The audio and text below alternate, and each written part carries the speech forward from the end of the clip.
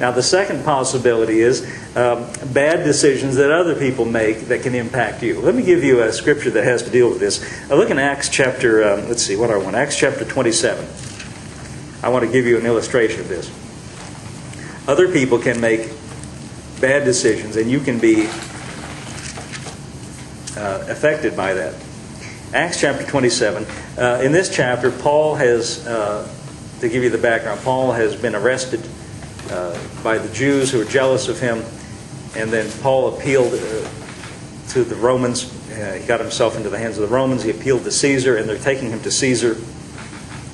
And he's on this ship, and they're getting ready to set sail. And look at verse 10. Acts chapter 27, verse 10. He's in the custody of a Roman centurion. And Paul said to them, "Sirs, I perceive that this voyage will be with hurt and with much damage, not only to the lading of the ship, but also to our lives." Now, Paul, being who he was, he doesn't really tell us what the basis of this is, but he comes to the people in charge, and he even tells them, "I perceive that that you're about to make a mistake here by setting sail." But guess what? Verse 11. "Nevertheless, the centurion believed the master and the owner of the ship more than those things spoken by Paul." In other words, the centurion said, "Okay, that's nice, Paul. You're the prisoner, but here's the guy that sails the ship. I believe I'll listen to him." He believed the master of the ship more than Paul. But that was a mistake. As we see by reading the chapter, they went a little ways and everything was fine, but then a storm came up and the ship was getting knocked all to pieces and everyone's afraid for their lives. And look at let's pick up the story with verse 21. "But after long abstinence," that means staying away, long abstinence, "Paul stood forth in the midst of them and said, 'Sirs, you should have hearkened to me.'" Now that's King James language saying, "You should have listened to me." Paul was right, they were wrong. "You should have listened to me and not have loosed from Crete and to have gained this harm and loss." Ellie, give me the message here. Or Anton, give me the message. I think the message is really good here. Let's see. Oh, yeah. "With our appetite both for food and life gone, Paul took his place in our midst and said, 'Friends, you really should have listened to me in Crete. We could have avoided all this trouble and trial.'" I like what that says. We could have avoided all this trouble and trial. Sometimes people say, "Well, God sends these trials to..." Listen, Paul here says we could have avoided this trouble and trial. There's a lot of troubles and trials we could easily avoid. Now, this wasn't Paul's fault, was it? Right? Paul didn't do anything wrong here. He was an innocent victim of bad decisions made by others. Now, Anton, go back to the King James again. Let's go on reading. See, we can't afford, though, even in this situation, if we're an innocent victim of a bad decision made by somebody else, we can't just throw up our hands and get mad at them and blame somebody else. That's not going to help anything. But notice the rest of this little incident. Paul gives us some really good insight that will help us. Verse 22. "And now I exhort you to be of good cheer." Oh boy, I bet that made him mad. "Cheer up." "Oh yeah, well you don't know what I'm going through." But he says, "I exhort you." Paul has some information, as they should have found out from before. He has some information that evidently they don't understand. "I exhort you to be of good cheer, for there shall be no loss of any man's life among you, but of the ship. For there stood by me this night an angel of God, whose I am and whom I serve, saying, 'Fear not, Paul.'" Notice that angels, emissaries from heaven, always start this way. "Fear not." "Fear not," they say. When Jesus meets people having difficulties in the gospel, first thing he says is, "Fear not." You know, and I like to say this, if Jesus came walking in the back door of that church, every time the back door opens, I look to see who it is. And he could do that if he wanted to. That's not his normal way of doing things. Listen, Jesus can do anything he wants. And he could open up the back door of that church, and if he came walking in here and went up to each, what would we do? Oh, I'd be frozen.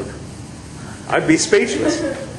What would you do? Same thing. We'd just be, and you know what he would say? He would come to us and minister to us, and he would say to us, each one of us, knowing our lives, knowing us as individuals, knowing all the details of each person in this room. Every person in this room has circumstances and details of your life that is individual and unique to you. And he would look you in the eye and he would call you by name and he'd say, "Fear not. Don't be afraid." That's what he would say. And that's what he is saying right now. I'm just speaking for him right now. Fear not. Don't be afraid. That's the message coming out of heaven today. And here's the angel. Here's what he says to Paul. Verse 24, "Fear not, Paul." Fear not, Paul. Paul, do you remember when Paul used to go, when I used to go out to the prison, when I first started going to the prison, and I'd be reading from the epistles, and I'd say, Paul was the first one to go with, and I'd be reading, and I'd be reading from the writings of the Apostle Paul, and I would say, Paul tells us this, and they'd look over at Paul. Wow, him? No, not this Paul. Okay. But still, this is good for you too. Fear not, Paul, for thou must be brought before Caesar, and lo, God hath given thee all them that sail with thee. Wherefore, sirs, be of good cheer. Listen to this. Second time he says, cheer up. Notice this. Second time, cheer up. Be of good cheer. Wherefore, that means because of this. Wherefore, sir, be of good cheer. Listen to what he says. For I believe God, that it shall be even as it was told me. Now, you know, that's something each one of us can take for ourselves. Well, I believe I'll cheer up. You know why? Because I believe God. Now, that's a choice that everybody makes. Believing is not some kind of I think some people think that faith is something that comes over them like a seizure, that it's involuntary. They're like, oh, I can't help but believe now. No, it's not like that at all. You have to just decide, I'm going to choose to believe God. You've got that choice. You've got that right. And you can say, and I just dare you to do it. I double dog dare you. Just say, I'm going to cheer up. I believe God. It will be even as it was told me. Well, what do you mean as it was told me? Well, here you have a whole lot of things that He told you. I believe it will be even as He has told me. This Bible is full of statements of God's intent towards you, what He says towards you. There's just all kinds of things that He's told you in here. I believe it will be even as it was told me. So, Paul here is in a bad situation, a shipwreck. Wouldn't you agree? Shipwreck's a pretty negative situation. It wasn't his fault. God didn't send the shipwreck. What if Paul would have said, I don't know why God sent this shipwreck. God didn't send it. In fact, God was telling Paul, this voyage is a bad idea. And if they would have listened to Paul, they could have avoided that trial.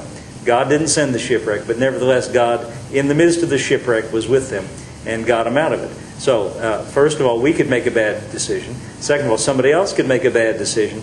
And third of all, we cannot discount the fact that there is an entity called the devil. And I'm going to say the devil / the natural fallen world. There are things that happen in life that are the result of either the devil or this fallen world. And things in life, things in nature are not as God first ordained them to be because of the fall of Adam. But nevertheless, God's with us even in that. Let's turn to the next chapter, chapter 28. I'd like you to read something else here. Here they've shipwrecked and they've got themselves to land. Chapter 28, verse 1. The point I'm trying to make to you is this, that God is like a father. He is a father to you, and He deals with us with great care and concern about our lives. And He's with us no matter what might happen.